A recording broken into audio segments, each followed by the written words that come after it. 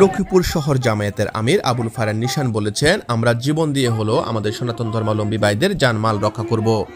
গত শনিবার বিকেলে শহরের প্রেস ক্লাব চত্বরে হিন্দু সম্প্রদায়ের একটি মানববন্ধনে উপস্থিত হয়ে তিনি এসব কথা বলেন।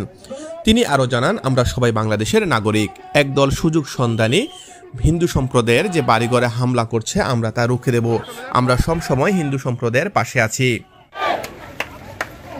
জীবন দিয়ে হলেও আপনারা হিন্দু ভাই বোনদের, হিন্দু খ্রিস্টান ভাই বোনদের প্রপার্টিগুলো, তাদের জানমাল আপনারা রক্ষা করবেন।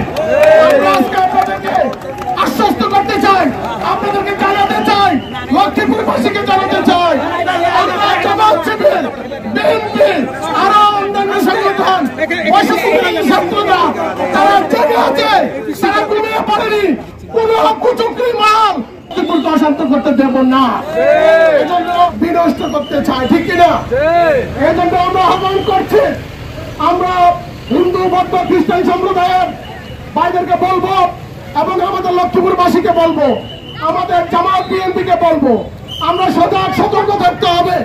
আমাদের ভিতরে ঢুকে পড়ে যারা এতদিন অন্যায়, যারা এতদিন আমাদের বাক স্বাধীনতা হরণ করেছে, আমাদের ভোটার বিহীন রাষ্ট্র গঠনের মাধ্যমে ভোট দিতে আমাদেরকে দেয়নি, নিয়মিত ভাবে আমাদের উপর জুলুম নিপীড়ন চালিয়েছে, তারা বসে নেই, তারা আমাদের ভিতরে ঢুকে পড়ে আমাদের এই স্বাধীনতাকে নষ্ট করতে পারে।